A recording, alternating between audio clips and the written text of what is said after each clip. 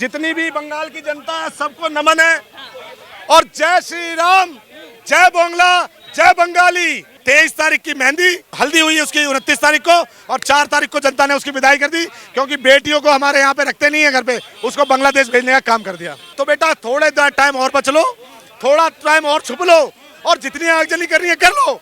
Bharatiya Janata party की सरकार है, एक एक के पिछवाड़े में, और गृह मंत्री अमित शाह जी हैं, एक भी जिहादी घुसपैठिया नहीं रहेगा, सबको पेला जाएगा, ठेला जाएगा और रेला जाएगा। इन्होंने बोला जिसका बलात्कार होगा उसे 10 लाख दूंगी।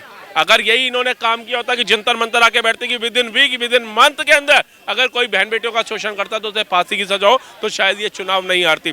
जिस तरीके से ईडी के पास ये 100 की स्पीड से गाड़ी भगा करके गई फाइल छीनने के लिए, उसी स्पीड से गाड़ी मुर्शिदाबाद के अंदर हिंदुओं को बसाने के लिए जाती, संदेश खाली के अंदर महिलाओं को बचाने के लिए जाती, या मेडिकल कॉलेज में उस बिटिया को इंसाफ दिलाने के लिए जाती, तो शायद चुनाव नहीं हारती। ये वो डायन थी जिसने हिंदुओं को मरवाने का और हिंदुओं को माइनॉरिटी में, जिस तरह से कश्मीर से लोगों को भगाया गया, कश्मीर पंडितों को भगाया गया, उसी तरह से मुर्शिदाबाद से 600 से ज्यादा घर पलायन हुए। मुर्शिदाबाद की घटना में हिंदू बेटियों के बलात्कार हुए, पैसे लूटे, घर तोड़े गए। आप मुझे बताइए कि आपने क्या एक्शन लिया? आरजी घर की माता जी इंसाफ मांगते रही, नहीं मिला। दुर्गापुर की बेटी इंसाफ मांगते रही, नहीं मिला। सुप्रीम कोर्ट की वर्डिक्ट है कि आपने ना तो इन्वेस्टिगेशन सही से करी है, आपने ना तो चार्जशीट सही से वो करी है। डॉक्टरों ने जब उसका पोस्टमार्टम किया, पता चला जिहादियों ने सूखा हुआ स्पर्म उसका प्राइवेट पार्ट से निकला। क्या कहना चाहेंगे? 10 रुपए की झालमुड़ी ने बंगाल में आजादी के बाद कमल खिला दिया। वो देखिए, मोदी जी ने झालमुड़ी खाई और कहीं ना तो कहीं झाल पूरे विपक्ष को लग गई। आज देखिए ना कि मैं तो सबसे पहले नमन करता हूँ भैया, जितनी भी बंगाल की जनता है सबको नमन है और जय श्री राम, जय बांग्ला, जय बंगाली। और बंगाली ने दिखा दिया कि भैया जो पीड़ा, वो कहते हैं कि बंगाली कह रहा था कि जितने भी तू कर ले सितम, हंस हंस के सहेंगे हम, क्योंकि हम भारतीय जनता पार्टी के कार्यकर्ता हैं, भारतीय जनता पार्टी के सिपाही हैं। और उन्होंने दिखा दिया कि 92% जब वोटिंग हुई ना, उसी दिन मैंने कह दिया था कि भैया निश्चित तौर पर इस बार भारतीय जनता पार्टी की सरकार बनेगी, क्योंकि जब जब ज्यादा वोटिंग हुई है तब तब एंटी इनकम्बेंसी के जो है विरोध में जनता बाहर निकली है और इस डायन को खदेड़ने का काम किया है। ये वो डायन थी जिसने हिंदुओं को मरवाने का और हिंदुओं को माइनॉरिटी में, जिस तरह से कश्मीर से लोगों को भगाया गया, कश्मीर पंडितों को भगाया गया, उसी तरह से मुर्शिदाबाद से 600 से ज्यादा घर पलायन हुए। मुर्शिदाबाद की घटना में हिंदू बेटियों के बलात्कार हुए, पैसे लूटे, घर तोड़े गए। आप मुझे बताइए कि आपने क्या एक्शन लिया? आरजी घर की माता जी जो है इंसाफ मांगते रही, नहीं मिला। दुर्गापुर की बेटी इंसाफ मांगते रही, नहीं मिला। सुप्रीम कोर्ट की वर्डिक्ट है कि आपने ना तो इन्वेस्टिगेशन सही से करी है, आपने ना तो चार्जशीट सही से वो करी है। डॉक्टरों ने जब उसका पोस्टमार्टम किया, पता चला जिहादियों ने सूखा हुआ स्पर्म उसका प्राइवेट पार्ट से निकला। तो ये सारे कृत्य थे। जिस तरह से ये आज हिंदू मुस्लिम का जो एक नैरेटिव सेट करना चाह रही थी कि बाबरी को ले आओ बीच में, वो कौन सा नेता था, वो हुमायूं कबीर, जिसको छोड़ दिया था ममता बनर्जी, तो मस्जिद बनाने का दावा कर रहे हैं। कह रहे ना। तो देखिए, हम ये नहीं कहते आप मस्जिद बनाइए, मुसलमान भी कहीं ना तो कहीं इस देश का है, मगर मुसलमानों को जो है अब वो अकबर बाबर की जरूरत नहीं है। आप बनाइए, अब्दुल कलाम के नाम पे बनाइए, वीर अब्दुल, जो यहाँ रोल मॉडल रहे हैं उनके नाम पे बनाइए। मगर आप बाबर जो एक विवादित था, विवादित हमेशा रहा, जिसने कहीं ना तो कहीं हिंदू बहन बेटियों का बलात्कार किया, लूट करी, खुचोट करी, उसके नाम पे अगर आप बनाओगे तो उसको तोड़ने का काम भी करेगी यहाँ की जनता। तो घुसपैठियों को सफाया होगा। बिल्कुल जो तारों के नीचे जो सैयों को बुला रही थी ना ममता बनर्जी, तो उनको कहीं ना तो कहीं खदेड़ने का काम करते रहेंगे। और ये भारतीय जनता पार्टी की सरकार है। टीएमसी से तो अभी भी ये हार नहीं पच रही। देखिए, अभी ताजी घटना है, आसनसोल में भारतीय जनता पार्टी का जो कार्यालय है उसको जला दिया। तो बेटा थोड़े टाइम और बच लो, थोड़ा टाइम और छुप लो और जितनी आगजनी करनी है कर लो। भारतीय जनता पार्टी की सरकार है, एक एक के पिछवाड़े में, और गृह मंत्री अमित शाह जी हैं, एक भी जिहादी घुसपैठिया नहीं रहेगा, सबको पेला जाएगा, ठेला जाएगा और रेला जाएगा। अच्छा, खेला कैसे हो गया बंगाल में? ममता बनर्जी तो समझ ही नहीं पाई। मोदी योगी बार बार कहते रहे 4 मई ममता गई, 4 मई ममता। इस जीत में सबसे बड़े जननायक सभी रहे हैं, मगर मेरा मानना है कि इस जीत में सबसे बड़े जननायक जो रहे हैं हमारे बिल्डोजर बाबा रहे हैं। क्योंकि जो बिल्डोजर बाबा ने जो रैलियां करी ना, और उसके बाद जनता का कहीं ना तो कहीं जो है विश्वास बढ़ा। नहीं तो ममता बनर्जी ने तो 2.5 लाख सैन्य बल लगाने के बाद भी उनके गुंडे ये कह रहे थे कि तुम्हें कौन बचाएगा, ये सैन्य बल जब यहाँ से चला जाएगा तो कौन बचाएगा। जिनके नेता मंचों में से खड़े होकर जो है वो कौन सा मुसलमानों वाला गाना गा रहे थे, मदीना मदीना मदीना मदीना। मगर जब इनको फर्स्ट फेज के बाद ये लगा कि भैया आप वोट नहीं मिल दे रहा हिंदू, तो हनुमान चालीसा गाना गाने लगे। तो ये देखिए जनता की जीत है।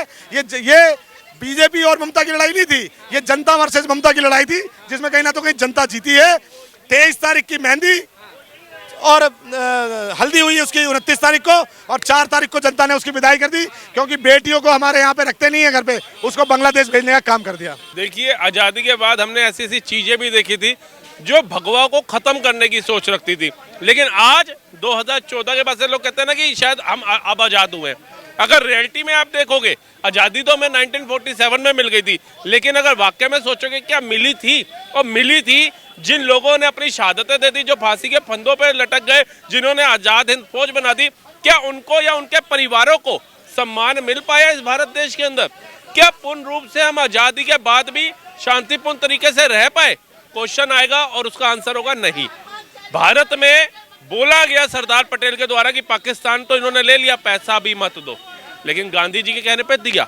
आए दिन बम धमाके देखने को मिले भारत के अंदर। उसके बाद भी देखिए, चाहे बंगाल हो, बंगाल के अंदर एक सरकार ऐसी आती है जिसके आज अहंकार के अंत का दिन है 4 मई को, क्योंकि एक बात चल रही थी 4 मई ममता की सरकार गई, और वो आज पूरा भारत देख रहा है। क्योंकि मोदी जी ने कहा था बटोगे तो कटोगे और एक रहोगे तो सेफ रहोगे। आज बंगाल के लोगों ने उस चीज को समझा कि जब तक हम बट रहे थे, हम क्षेत्रीय पार्टियों की तरफ जा रहे थे, हम टीएमसी के गुंडों से डर रहे थे, तब तक हमारे आसपास के लोग कट रहे थे। आज हम संगठित होने का वक्त है ताकि हमारी आने वाली पीढ़ी ना कटे। और 92.63% से ज़्यादा जो वोट वहाँ पे दिया वहाँ के हिंदुओं ने, और अपने मतदान की ताकत को जो समझा, वो सैल्यूट के काबिल है वहाँ के लोग। पर लेकिन हुमायूं कबीर जो बार बार एक दावा कर रहे थे कि हम जीते तो बाबरी मस्जिद बनवाएंगे, वो तो अपनी सीट से लगातार आगे हैं। तो अगर हम ये माने कि क्या उस सीट पे जो हिंदू है वो बटा है, तो इसी कारण से मतलब रुझानों में हुमायूं कबीर आगे नहीं। एक बात बताइए, जो ममता बनर्जी सेना को फेंसिंग के लिए जमीन नहीं दे रही थी, हाईकोर्ट की फटकार के बाद भी, सेना अध्यक्ष के लेटर लिखने के बाद भी, केंद्र के लेटर लिखने के बाद भी, हुमायूं कबीर को जमीन कैसे मिल गया? कैसे उसको अलाउड हो गई बाबरी मस्जिद के लिए? और उस बाबरी मस्जिद के लिए जमीन देती जिस बाबरी के नाम पे लाखों लाख हिंदुओं की हत्या हो गई, अराजकता फैल गई। अरे मस्जिद खुदा का इबादत घर होती है ना, बाबरी के नाम की कौन सी मस्जिद हो गई? आप बताइए। जो देश का सच्चा अच्छा मुसलमान है, उसको इबादत करनी है तो वो जाएगा खुदा की मस्जिद में, वो किसी बाबरी मस्जिद में नहीं जाएगा जिसके ऊपर लाखों लाख हिंदुओं की हत्या के वो हो, जिन्होंने गुरु साहिबों की शहीदियां ले ली हो, हैं ऐसे जिन्होंने कोक में बच्चे मार दिए, उस मुगलों की औलाद के नाम पे क्या मस्जिदें बनेंगी भारत के अंदर? वो स्वीकार नहीं किया जाएगा। अब ये जो हुमायूं कबीर अपने घर में ठीक से शौचालय बना लेना, वही बड़ी बात होगी। बाबरी मस्जिद भूल जाइए। तो आप मानते कि मतलब योगी जी की तबातोड़ रैली, अमित शाह की, मोदी ने जिस प्रकार से बंगाल की कमान संभाली, उसका नतीजा आज ये है कि आजादी के बाद पहली बार बंगाल। देखिए, मोदी जी का विश्वास, अमित शाह जी की चाणक्य नीति और योगी आदित्यनाथ का लॉ एंड ऑर्डर अपने राज्य के अंदर, तीनों काम ऐसा करके गए हैं। और ये काबिले तारीफ है कि लोगों ने इन त्रिमूर्ति के ऊपर विश्वास जिताया, और वो विश्वास इतना कामयाब हुआ कि जितने वामपंथी, लिब्रांडू, टुकड़ा टुकड़ा गैंग वाले आंदोलनजीवी थे, उन सबके मुंह पे तमाचा पड़ा है। और जो ममता बनर्जी कहती थी अमित शाह 4 मई के बाद तुम बाहर नहीं जाएगा, जो इसका भतीजा बोलता था कि अभय पाल शर्मा तुम्हें 4 तारीख को घसीटते हुए यूपी से लेकर के आएंगे, ये अहंकार का अंत हुआ। कहते हैं राम आए रावण गयो, कृष्ण आए तो कंस। 4 मई का आज का दिन, जिस दिन हुआ ममता बनर्जी के अहंकार का अंत। आज देखिए, ममता बनर्जी का जो अहंकार था, वो रबड़ की चप्पल और सफेद साड़ी पहन करके लोगों को मूर्ख बनाना, जो भी उसके खिलाफ बोले उसे पश्चिम बंगाल की पुलिस भेज करके अरेस्ट कराना अलग अलग देशों राज्यों के अंदर, ये कहीं ना कहीं अहंकार था और कुछ नहीं था। अगर इन्होंने बहन बेटियों के लिए काम किया था, इन्होंने बोला जिसका बलात्कार होगा उसे 10 लाख दूंगी। अगर यही इन्होंने काम किया होता कि जंतर मंतर आके बैठते कि within week, within month के अंदर अगर कोई बहन बेटियों का शोषण करता तो उसे फांसी की सजा हो, तो शायद ये चुनाव नहीं हारती। जिस तरीके से ईडी के पास ये 100 की स्पीड से गाड़ी भगा करके गई फाइल छीनने के लिए, उसी स्पीड से गाड़ी मुर्शिदाबाद के अंदर हिंदुओं को बसाने के लिए जाती।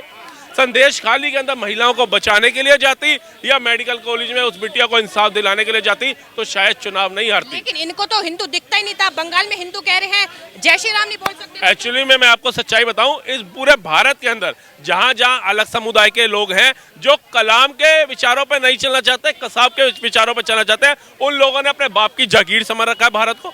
उन्हें लगता है कि हमारी तादाद जहां बढ़ेगी, चाहे वहां पे विधायक हो या सांसद हो, वो हमारे पैर की जूती हो जाएगा, हमारे वोट बैंक के लिए वो हमारे आगे नतमस्तक हो जाएगा। और यही एक खुमारी जो थी, एक दिमागी कीड़ा जो था, वो वेस्ट बंगाल के मुसलमानों के अंदर था, जो मुसलमान पश्चिम बंगाल को बांग्लादेश बनाना चाहते थे।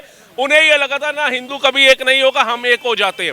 लेकिन वहां के हिंदू एकत्रित हुए और ऐसे एकत्रित हुए कि पूरे देश के लिए एक इतिहास रच दिया उन्होंने कि जब हिंदू एक होता है और अपने वोट की ताकत संवैधानिक तरीके से रचता है तो इतिहास को ऐसा बनाता है कि सालों साल उसे याद रखा जाए। तो आप मानते हैं जो आर्जिकल मेडिकल की जो पीड़ित थी, उसकी माँ को जो मोदी जी ने टिकट देकर एक अच्छा काम किया, तो आज उसका नतीजा है कि बंगाल में कमल खिलने जा रहा है। बिल्कुल बिल्कुल। और मैं कहता हूँ कि ऐसे लोगों को आप आगे लेकर के आओ, क्योंकि देखिए जिसको दर्द होता है ना, कहते हैं अगर बुखार आपको है ना तो आपको पता होगा पीड़ा क्या है।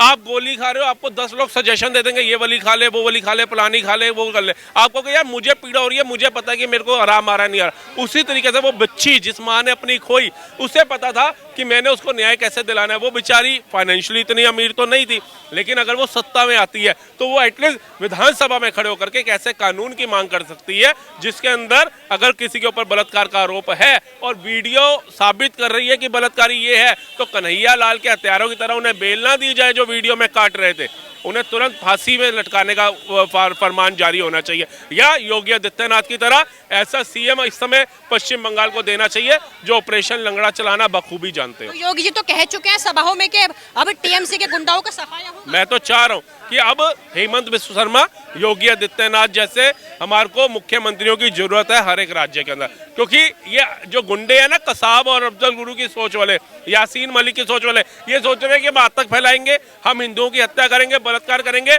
तो जैसे मनमोहन सिंह ने यासीन मलिक को प्रधानमंत्री आवास में बुलाया था, हमारे को भी प्रधानमंत्री आवास में बुलाया जाएगा। लेकिन इन्हें ये नहीं पता ये हिंदू हृदय सम्राट हैं, ये हिंदुओं के सनातन धर्म के विरोधी नहीं है जो राम मंदिर को काल्पनिक बता करके सबूत मांगेंगे। ये राम मंदिर बनवाने वाले हैं, राम का सम्मान करने वाले हैं, और जिन्होंने तुम्हें बुलाया था वो राम का अपमान करने वाले थे। तो दोनों में समानताएं हैं। तो इसीलिए जो कलाम बनना चाहेगा उसको सैल्यूट है, जो कसाब बनना चाहेगा उसे धिक्कार है। कल भी आज भी। आसाम में भी तो हेमंत बिस्व शर्मा ने इतिहास रच दिया आज। अब मेरे को तो उनका पवन खेड़ा जी की चिंता हो रही है। पेड़ा बनाएंगे उनका? मुझे लग रहा है पेड़ा थोड़ा मिठास वाला बनाए तो ज्यादा अच्छा लगेगा, ताकि जो जब फट्टे उनके बजे तो उन्हें पता चल जाए किसी साफ छवि के नेता के बारे में टिप्पणी करने का मतलब क्या होता है। इन लोगों ने क्या सोच रखा था, तेलंगाना में हमारी सरकार है, कर्नाटक में हमारी सरकार है और हिमाचल में हमारी सरकार है, वहां से पुलिस भेजो और इनको हरेस करो, इनको डरा दो, ये लोग डर जाएंगे तो बयानबाजी नहीं करेंगे। लेकिन कहीं ना कहीं हेमंत बिस्व शर्मा तो एक तरफा जीत थी, क्योंकि वहां पे भी तो मुस्लिम आबादी है, लेकिन जो अच्छा सच्चा मुसलमान है ना, जो भारत को टूटता हुआ नहीं देखना चाहता, उसके साथ चल रहे हैं इंसान। कलाम के साथ भी तो चले ना, मीर अब्दुल हमीद के साथ चले, सोफिया कुरैशी जी के साथ चले। हमने कश्मीर फाइल्स देखी, उदयपुर फाइल्स देखी, केरला फाइल्स देखी, लेकिन हमने सोफिया कुरैशी हो चाहे कलाम साहब हो कभी शब्द नहीं बोले। लेकिन अगर आप ये बोलो कि वो शाहीन और उमर जो लाल किले में बम बांध के फट गए, हम उनको जूता मारने का काम नहीं करेंगे, हम तो अवश्य करेंगे। और ऐसे उमर और शाहीन के लिए जूता 9 नंबर की जगह 10 नंबर का लाएंगे ताकि मुंह पे अच्छे से चपे, क्योंकि कलाम को सलाम करते हैं हम, कसाब को नहीं।